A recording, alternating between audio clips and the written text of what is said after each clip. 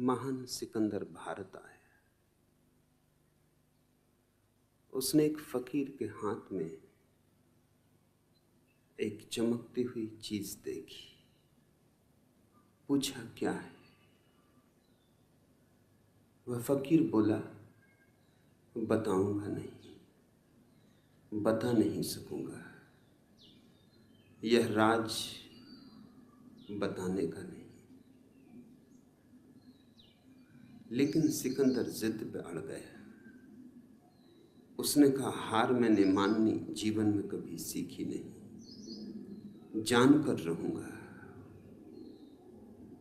तो फकीर ने कहा, एक बात बता सकता हूं कि तुम्हारी सारी धन दौलत इस छोटी सी चीज के सामने कम वजन की है। सिकंदर ने तत्क्षण एक बहुत विशाल तराजू बुलाया और लूट का जो भी उसके पास सामान था, हीरे जवाहरात थे, सोना चांदी था, सब उस तराजू के एक पलवे पे चढ़ा दिया। और उस फकीर ने उस चमकदार छोटी सी चीज को दूसरे पलवे पर रख दिया। उसके रखते ही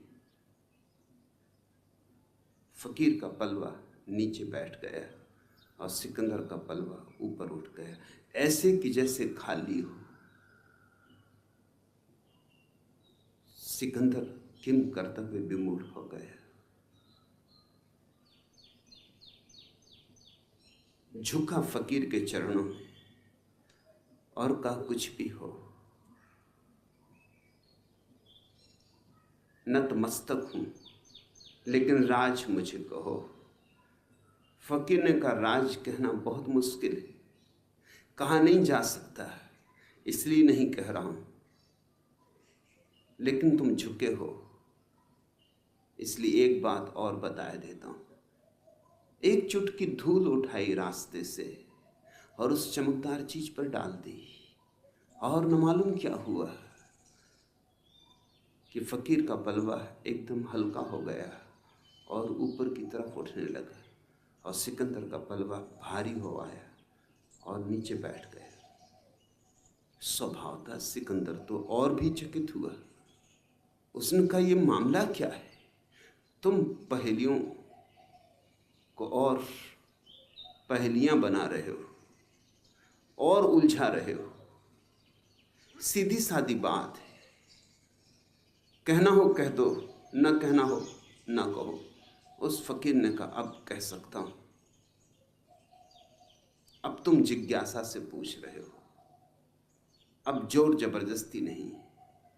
यह कोई खास चीज नहीं, मनुष्य की आंख है। धूल पड़ जाए 2 कौड़ी की, धूल हट जाए तो इससे बहुमूल्य और कुछ भी नहीं। सारी पृथ्वी का राज्य भी नहीं, सारी धन दौलत फीकी है। संबोधि का अर्थ होता है नरेंद्र, तुम्हारे भीतर की आंख।